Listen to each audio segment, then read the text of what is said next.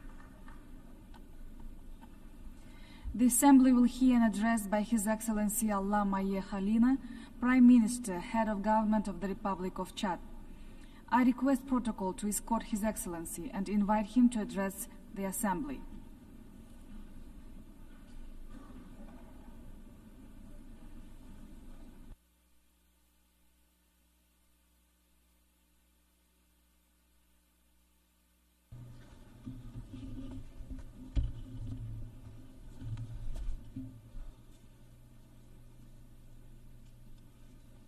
Madame la Présidente, Madam President, Mesdames et Messieurs les chefs d'État et de délégation, heads of state, Mesdames et heads of Messieurs, delegation, ladies and gentlemen, avant tout propos, at the outset, au nom du président de la République du Tchad, on behalf of the President of the de Republic ma of Chad, délégation et on en mon behalf nom of my propre, delegation and in my personal je tiens capacity, à adresser mes chaleureuses I would like to félicitations à convey my Monsieur warm Philemon Yang, congratulations to Philemon ancien Premier Yang, ministre de la République du Cameroun.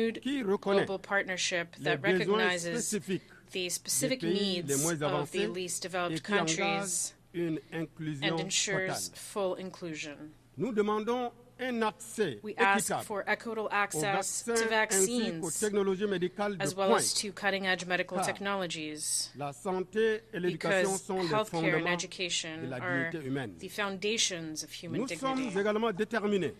We are likewise determined to promote social inclusion, the empowerment of women and youth, and the protection of human rights. Le soutien de la the communauté support of the international internationale community est is essential in this regard. Excellences, mesdames et messieurs, Excellencies, ladies and l'avenir que nous gentlemen, façonnons aujourd'hui the future that we are building today will shape the world that we wish to bequeath to future generations. Notre In jeunesse, Chad, représentant our plus de young 65% de la population, comprising more than 65% of our population, are our greatest nous wealth. investissons dans son éducation We are investing in their et sa education participation à la vie and their politique participation in pour political éviter life son in order to prevent instrumentalisation our youth from par being le instrumentalized by et l'extrémisme radicalism violent. and violent extremism. In addition, Nous appelons l'Organisation des Nations Unies we à call soutenir on the United un Nations marché de travail to support ouvert et an à garantir open labor market un environnement propice and to à ensure l'épanouissement an de la environment jeunesse. that allows young people to L'immigration de la flourish, jeunesse africaine because the trouve ses explications reason dans for le the grand migration fossé of African youth qui is the sépare great nos divide États, that separates our alors que states, nous avons un even destin though commun. we share a common Mesdames et destiny. messieurs, dans le cadre de notre Excellencies, ladies politique and intérieure, gentlemen, nous sommes fiers de notre in the context transition of our politique domestic policy, we are couronnée proud par les of our élections political libres, transition culminating démocratiques in et free, transparentes democratic, and qui transparent ont elections, which consacré have resulted l'élection in the du election président de la of the République, President of the Mohamed Republic, Idriss Déby Mohamed Idriss Déby à la Itno, magistrature suprême de to notre pays the presidency of our mandat country de for a 5 ans term of 5 le 6 years mai dernier. on May 6th. Ce tournant témoigne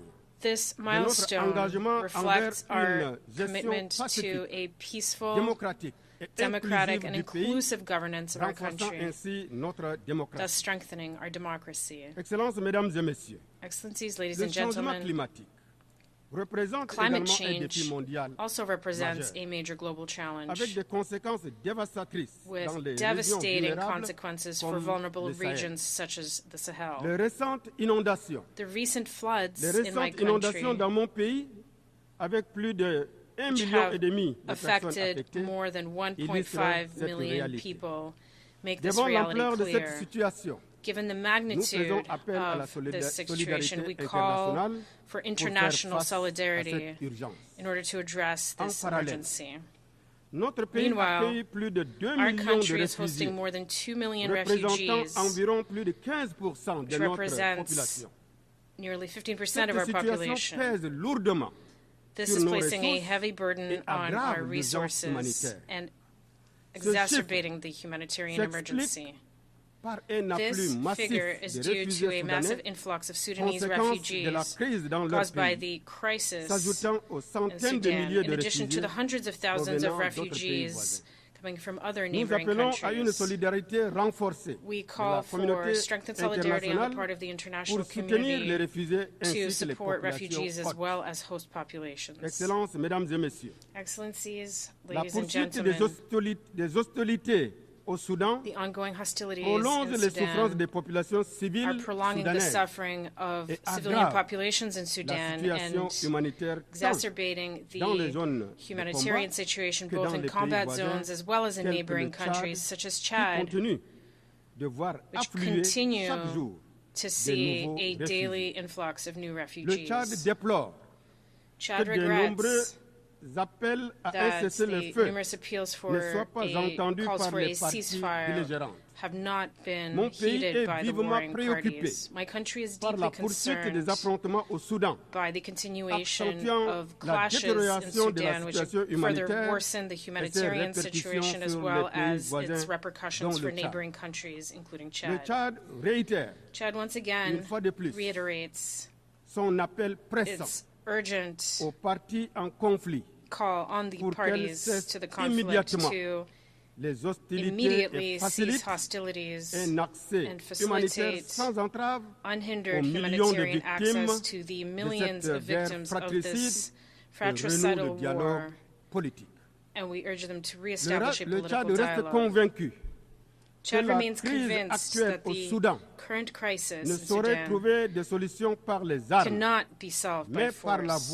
It can only be solved through peaceful means, through an inter-Sudanese dialogue aimed at achieving a lasting peace. Chad reaffirms its support for all initiatives currently underway to restore peace and stability in Sudan. With regard to the Libyan crisis, we call on all the parties to do their utmost to overcome the political impasse in which the country finds itself. Excellencies, ladies and gentlemen, conflicts are not limited to Africa alone. The situation in Ukraine, as well as the Israeli-Palestinian conflict, underscore the dangers of this inexcusable violence, which is claiming untold innocent lives against the backdrop of increasing geopolitical tensions. With regard to the Israeli-Palestinian conflict, we strongly condemn the violence and atrocities committed against innocent civilians and reaffirm our commitment to a two-state solution, as well as the inalienable right of the Palestinian people to self-determination, while calling for a peaceful solution and a negotiated solution to this conflict. The world cannot remain indifferent with a clear conscience, given the horrifying images that we see coming from Gaza and other areas of Palestine. This conflict has now spread to Lebanon, which is worsening the regional situation, and this escalation poses a serious threat to peace and stability, not only for the countries that are directly involved, but for the region as a whole as well. Chad de l'embargo also calls on l'embargo sur le Cuba, calls for the lifting of the embargo on Cuba, qui nuit à son peuple et entrave son développement, which harms the country's people and hinders its development. Excellencies, ladies and gentlemen, l'attachement du Tchad à la position commune africaine to the common African position on the reform of the Security Council, dans le consensus as laid out in the Azulwini Consensus and the Sirte Declaration, au sens de justice et de solidarité on the sense of justice and solidarity of all nations to prevail in order to accelerate this much desired and eagerly awaited reform. Africa is asking for nothing more than the redress of a flagrant injustice dealt to an entire continent, a continent with more than 1 billion souls, a continent deprived of its legitimate place in global governance. Madame la Présidente, Madam President, Excellencies, ladies and gentlemen, the path towards a future of peace, development, and human dignity is fraught with pitfalls. But it is our collective responsibility to follow that path. Le Tchad réitère son attachement aux idéaux et aux principes fondateurs de la Charte des Nations Unies et exhorte la communauté internationale and urges the international community to strengthen multilateralism in order to build a peaceful world, a world with greater justice, fairness, and solidarity. Thank you for your kind attention.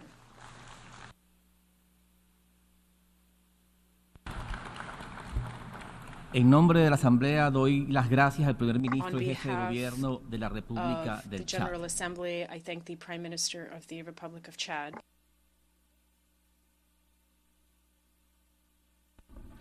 Doy ahora la palabra al excelentísimo señor Peter Szijjártó, ministro de Relaciones Exteriores y Comercio de Hungría. Minister of Foreign Relations and Trade of Hungary.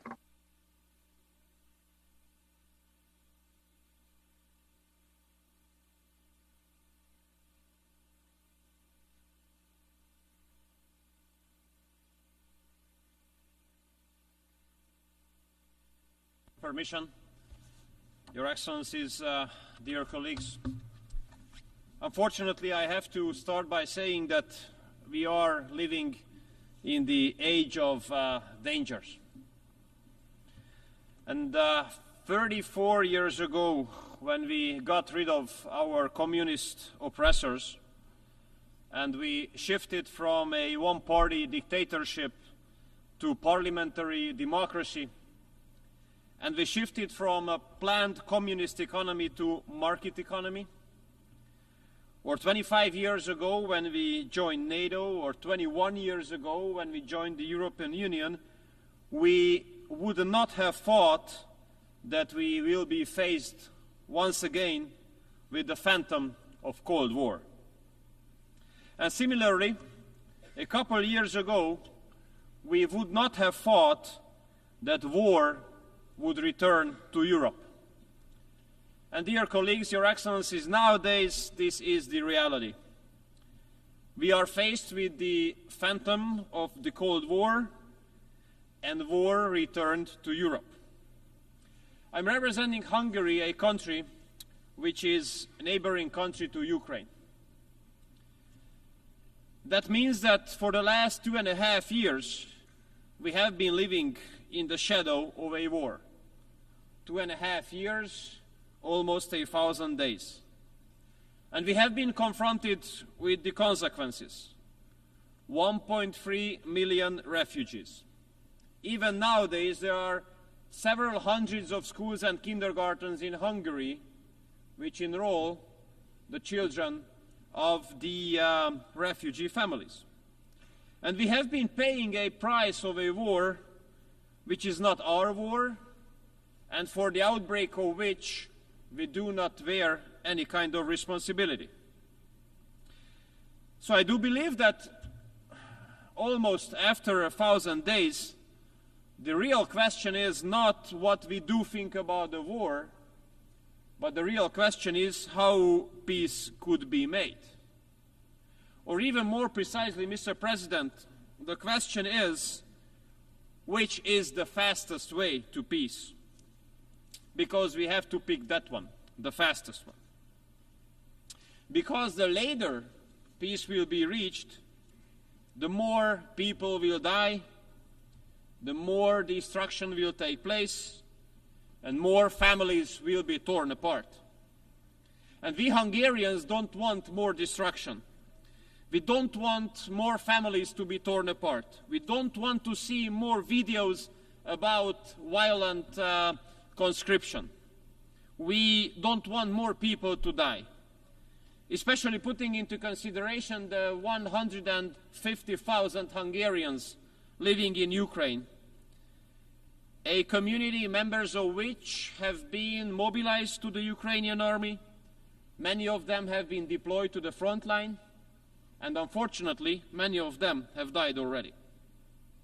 And I think that after almost 1,000 days, this is high time to make an honest stock-taking and to analyze what has worked out and what has not worked out, what the international community or Europe has made as a reaction to the war. And if we are honest to ourselves, we have to say that practically nothing has worked out what international community and Europe has done as a reaction to this war. Nothing has worked out what was based on an assumption that there might be a solution at the battlefield. We have to raise the question honestly whether weapon deliveries have made any sense. And obviously they have made no sense. No sense because weapon deliveries have not changed the situation at the battlefield, and they have not brought us closer to peace either. Weapon deliveries have only increased the volume of weapons on both sides of the front line, causing more casualties and causing the prolongation of the war. And I do hope that those who are still thinking about delivering more weapons to Ukraine will consider this impact and this consequence as well. And similarly, I hope that those who are supposed to make decisions whether the weapons delivered from the West would be allowed to be used against strategic depth in Russia will make a responsible decision. Because if Western weapons will be allowed to be targeted at strategic depth for Russia, that would cause a serious risk of escalation for sure. And I do believe that in case of such a crisis situation, we really have to put into consideration the weight, the significance of words. Because in such situation, words do have a much more serious significance than in peace times. And we are seriously concerned in Hungary about the open and shameless reference of possible use of nuclear weapons. So, dear colleagues, basically nothing has worked out of those measures which have been based on the assumption that there might be a battlefield solution. That means that solution must be looked after somewhere else. And if you raise the question, where should we look for this solution, then the answer is around the negotiating table. Therefore, Hungary argues in favor of an immediate ceasefire and the start of peace talks. This would be the fastest way to peace. And with this, with starting peace talks, many lives will be saved. I know it's easy to say, but very complicated to implement. Why? Because international liberal mainstream made peace as a cuss word. And whoever argues in favor of peace will be immediately attacked and stigmatized. And that's a huge mistake as well, that diplomacy is now being given a diverted definition. Many would like us to believe that diplomacy is only about talking to those with whom you agree 100%. This is not diplomacy, this is something else. This is not an achievement. Diplomacy is a capacity to talk to those with whom you might not agree, to talk to those with whom you might disagree in everything. And here I do believe, Mr. President, that the United Nations should have a great role, because United Nations was not established as a group of like-minded countries. It was established to give platform for everyone to talk to everyone about everything. And UN gives a legitimate possibility even for those countries who are at war with each other to talk to each other. Therefore, we reject any kind of federalistic efforts which would limit or restrict us in whom we would like to talk in the framework of United Nations and what would be the topic. I'm representing a small or mid-size, depends on the level of self-confidence, country coming from Central Europe, a landlocked one. And I have to tell you that we do consider it as nonsense and unacceptable that the representatives of the big powers are not ready to talk to each other. Because the fact that they don't talk to each other, that poses a serious security risk on us. And there's another risk that they don't talk to each other. If they don't talk to each other, then the world can easily be divided into blocks again. And that's a nightmare for us. Why? Because we have already experienced it once. We have lost 40 years of our lives, 4 decades, when the world was divided into blocks. Therefore, we have to speak very clearly. We don't want such kind of period to come back. We don't want the world to be divided into blocks again. And I would like to disillusion everybody. It would not only be us to lose everything, or almost everything, in case the world is going to be divided into blocks. Everybody would lose on that. I do believe that a civilized East to West cooperation could bring a lot of profit to the whole world. Therefore, we Hungarians argue in favor of connectivity. We wish the next period, the next part of global history would be not about a new Cold War, but would be about connectivity. And although we are a relatively small country, but we can serve as a good example. What a big growth potential is being represented by a civilized East-to-West cooperation. We have been carrying out a pragmatic, patriotic foreign policy based on common sense and aiming at reaching the national interests. And as an outcome of that, Hungary became a meeting point of East and West. The biggest corporates of the Eastern and Western economies are meeting in Hungary. Imagine in Hungary, the top German premium car makers and the top Chinese electric battery manufacturers are not only working together in one country, in one city, they are building their factories next to each other on the neighboring plots. So therefore, I have to underline that the strategies of those corporates which have a determining impact on continental economies cannot be successful without free global economic cooperation. Dear colleagues, it has not been a long time ago that that time Federal Chancellor of Germany was speaking about a economic and trade cooperation zone starting from Lisbon, ending at Vladivostok. And it has not been a long time ago that European political leaders spoke about Eurasian cooperation. Unfortunately, nowadays, we are far away. But it's not impossible to return there. But there's one very important major precondition. Global politics must change fundamentally. What would that mean? It means, in our reading, that global politics must come back to the basis of mutual respect. And dialogue and diplomacy must return as the major tools here. And this is absolutely not hopeless, because our experience here at the General Assembly, being convened in New York, our experiences do prove that the friends of peace are in majority in this chamber. And we Hungarians are proud to be part of this global majority for peace. And we are ready to support all global initiatives which are aiming at reaching peace. And we are ready to discuss all peace plans. And we consider it as unacceptable that some countries would like to give exclusivity to one or another peace plan, acting as if the other one would not exist. We absolutely want all peace plans to be discussed. And here I would like to commend the People's Republic of China and Brazil for putting together a plan. And we do hope that that plan will be on the agenda as well.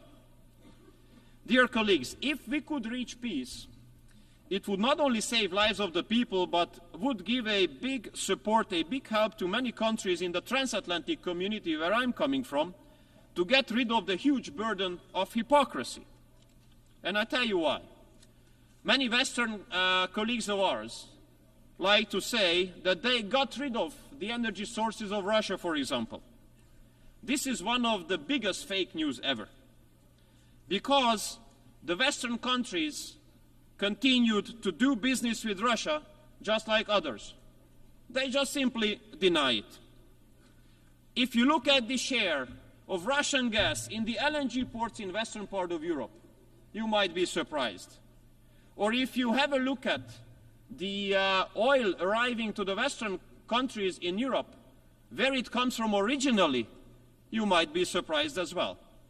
And if you look at who is the #1 uranium supplier of this very country, United States, you would be surprised as well. In order to avoid your homework to look for it, this is the Russian Federation. Dear colleagues, all this proves that economic sanctions are totally useless in this regard. They absolutely don't work out. They put much more harm on some European economies than on the Russian economy. Many Western countries and Western economies do evade the sanctions. So I think it's no wonder that we cannot recall any successful sanction mechanism in history. These sanctions do not make any sense as well. Dear colleagues, the war in Ukraine puts a serious security risk on Europe. But this is not the only security risk there. We in Europe have been faced with massive waves of illegal migration, and unfortunately, Brussels made a huge mistake there because they wanted to manage migration instead of stopping it. And this approach has encouraged a massive number of people to hit the road, to pay thousands of euros to smugglers, and take the life hazard to come to Europe. But we Hungarians, we do stick to our own right to make a decision on our own, whom we allow to enter the territory of our country and whom we are ready to live together.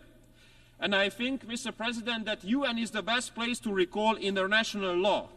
International law speaks very clearly. Everyone who has to escape from his or her home has the right to stay temporarily on the territory of the first safe country, but not on the second, on the third, or the fourth one.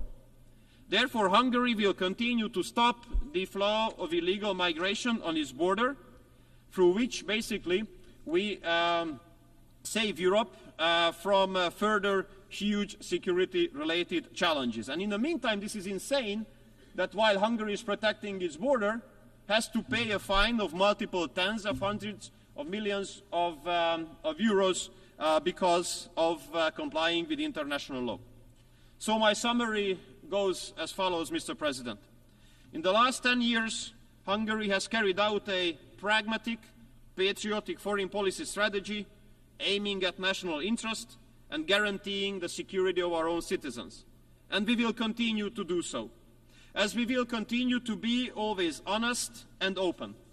And we will do always what we say, and we will always say what we think. It might be unusual nowadays. How it is possible?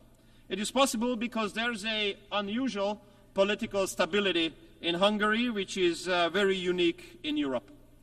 We have won all elections in the last 18 years, the one-party right-wing government. That means that people like what we are doing, they support what we are doing, and they give the approval to continue. And the government will continue. We will not have the intention to satisfy NGOs or external actors, but we will always have the intention to satisfy our own electorate, our own citizens, because we do believe that democracy is all about that, the people. Thank you so much for your kind attention.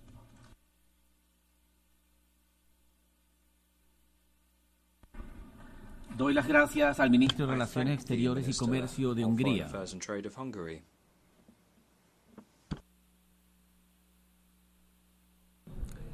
Doy ahora la palabra al excelentísimo señor Bakhtiyor Saidov, ministro de Relaciones Exteriores de Uzbekistán.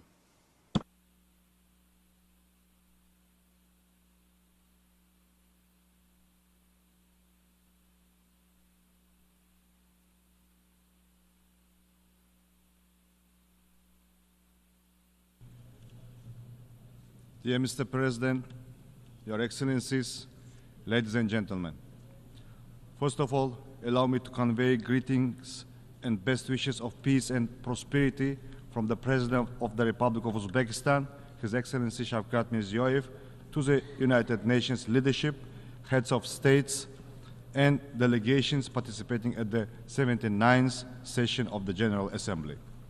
Let me also express my sincere gratitude for the opportunity to address this esteemed assembly. I would like to thank the UN Secretary General, Mr. Antonio Guterres, for his firm focus on Central Asia. This was once again confirmed by his recent visit to our region, which laid a solid foundation for further expanding cooperation with the United Nations. Our debates are taking place at a time of escalating global challenges. Wars and conflicts, triple planetary climate crisis, worsening of the world economy and technological gap are affecting all countries without exception. We firmly believe that the United Nations must remain central in addressing the challenges of the 21st century.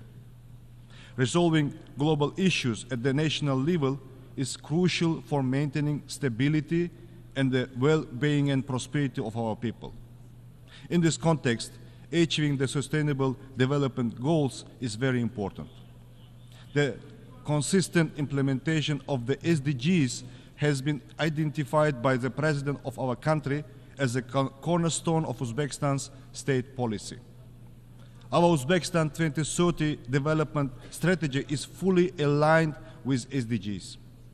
In recent years, Uzbekistan has made significant progress in poverty reduction, improving public access to education, transitioning to a green economy, and promoting gender equality. Our GDP has more than doubled, and the poverty rate has fallen almost 4 times in less than 10 years. We are taking solid steps to create jobs and improve the quality of human capital with the aim to reduce the unemployment rate from 11 to 7%. Full-scale implementation of the SDGs is impossible without attracting investments and advanced technologies. Uzbekistan is actively pursuing these goals, leveraging our state resources and private sector. However, many developing countries face challenges in accessing global financial resources.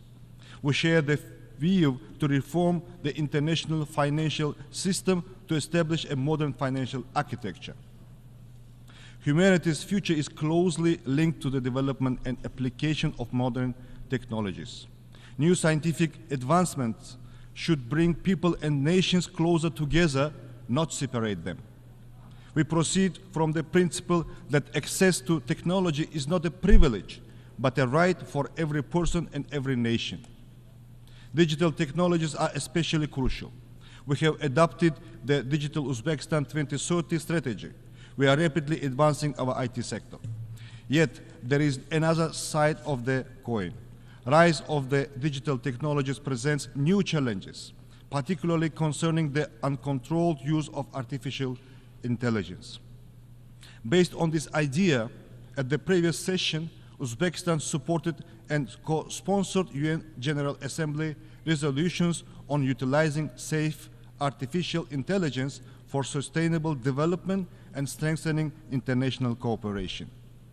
We will continue to advocate for broad international collaboration to address these issues. Last year was one of the hottest in the history of meteorological observations. We have witnessed record-breaking heat and extreme cold conditions worldwide. This once again proves the growing urgency of the climate change problem. Central Asia is among the most exposed and vulnerable regions of the world climate change. The air temperature in Central Asia is rising faster than the global average. This creates a wide range of problems which pose serious risk to food and energy security. Thus, the level of the water availability per capita in Central Asia has halved over the past few decades. The Aral Sea disaster continues to have an extremely negative impact on the ecosystems of all states in the region. We call on the international donor community to expand projects in the Aral Sea region aimed at mitigating the devastating consequences of this disaster. The Aral Sea became the first region in the world to be granted by the UN the status of a zone of environmental innovation and technology. Our best experience could benefit other countries facing similar problems. Central Asian countries are unified on climate action. Last December, at the initiative of the President of Uzbekistan, the General Assembly by consensus adopted a resolution that Central Asia in the face of environmental problems, strengthening the regional solidarity for sustainable development and prosperity. We also developed a regional climate change adaptation strategy and established a climate council to create a national climate change program. At the same time, we are aware of the need for broad international cooperation to effectively overcome these challenges. In this regard, we propose to adopt the UN Resolution International Year of Land Restoration and Increasing Drought Resistance. Ladies and gentlemen, our updated constitution sets ambitious goals for building a welfare state. Uzbekistan is committed to enhancing social protection, improving service quality, and implementing international standards. For this purpose, we have established the Social Protection Agency. We plan to hold the World Conference on Social Protection in 2025, and we invite all UN member states to this important event. Empowering women and girls is a key component of our state policy. Uzbekistan has made notable progress in ensuring gender equality, ranking among the top 5 countries in this regard. The Asian Women's Forum, held in Samarkand in partnership with the UN Women, has become a crucial platform for dialogue on gender policy issues. We propose expanding this forum to a global women's forum and adopting the UN resolution on enhancing the social, economic, and political activities of Asian women. Youth represents our common future. In Uzbekistan, where over half of the population is under 30, effective youth policy is vital to build a new Uzbekistan. We are a global leader in implementing the UN Youth Strategy 2030. However, the rising radicalization and increased violence involving youth alarming. We must focus on fostering proper spiritual and moral education of young people to prevent their involvement in radical movements. We propose enhanced cooperation in this direction based on the UN General Assembly Resolution, Enlightenment and Religious Tolerance, adopted at the initiative of our President in 2018. The global threat of terrorism requires unified international action. In the fight against this evil, there should be no place for selective approach and double standards. The Central Asian states maintain close cooperation in ensuring regional security. Together with the UN Counterterrorism Office, we have successfully launched the Regional Expert Council in Central Asia on rehabilitation and reintegration. We appreciate the UN's assistance in developing the national strategy of Uzbekistan to combat drug trafficking and drug abuse for 2024-28. As a state party to the United Nations Convention Against Corruption, Uzbekistan welcomes anti-corruption efforts. We support enhancing the role of the UN in fostering international cooperation against corruption. In December last year, together with the state of Qatar and support of the UN ODC, we have hosted the high-level International Anti-Corruption Award ceremony in Tashkent. In recent years, our country has become an active participant of all UN processes. For the first time in our history, we have joined the UN Human Rights Committee, ECOSOC, and the governing body of the International Labour Organization. In 2025, we will host the 43rd session of the UNESCO General Conference in Samarkand, an event that will be held outside of Paris for the first time since 1985. We invite all UNESCO member states to actively participate in this event. We have decided to run for the non-permanent membership of the UN Security Council for the 2035-2036. We count on your support of our candidacy. Dear ladies and gentlemen, Central Asia remains top priority in Uzbekistan foreign policy. The new political atmosphere in Central Asia allowed us to address many global issues regionally. We will continue to consolidate our efforts to transform the region into a zone of lasting peace, good neighborliness, stability, and dynamic development. Our region remains one of the least integrated economies in the world in terms of its transport and communication networks. Due to the geographical location of the Central Asia, the cost of transporting goods to the nearest seaports can reach up to 50% of the final value, which is 4 to 5 times higher than the global average. Today, our region is firmly focused on connecting to major global markets and revitalizing the Great Silk Road. Uzbekistan is taking strong steps to establish effective transport corridors leading to international markets. We are implementing an ambitious project to build the Trans-Afghan Railway, which will provide access to global ports and have a positive effect on the economic development of our vast region. The key to ensuring the stability and sustainable development in our region lies in addressing the Afghan problem. Afghanistan is an integral part of Central Asia. Unfortunately, the international community has been unable to implement measures capable of reversing the challenging situation in this country.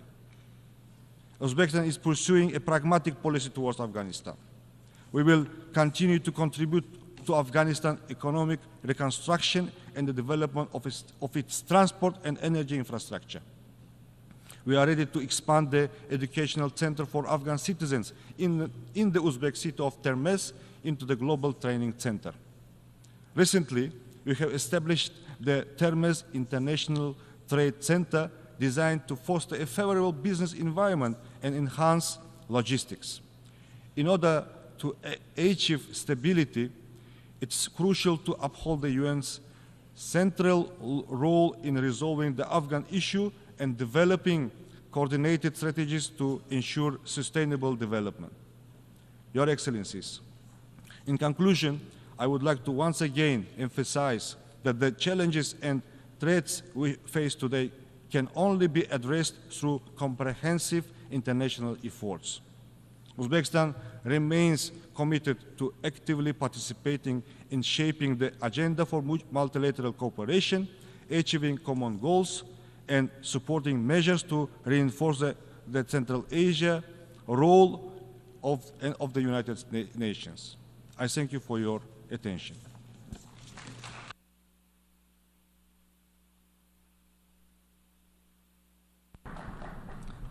Muchas gracias al ministro de Relaciones Exteriores de Uzbekistán.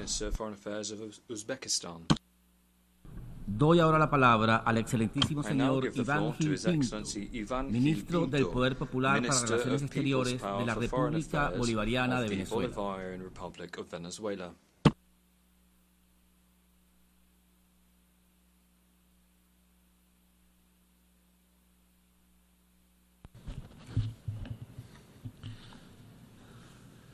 Distinguidas jefas y jefes de delegación, ministras y ministros, embajadoras y embajadores, señor presidente, a lo largo de estos últimos días hemos escuchado en esta Asamblea General dos narrativas.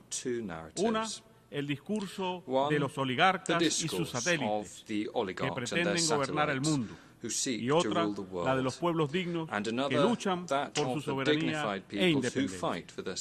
Los oligarcas, dirigidos por el gobierno de los Estados Unidos de América, arremeten contra la Carta de las Naciones Unidas con el objeto de destruir esta organización desde afuera y desde adentro, lo cual casi han logrado. Para ello, promueven la participación de corporaciones privadas, organizaciones no gubernamentales y otro tipo de estrategias para desconocer la soberanía de los estados.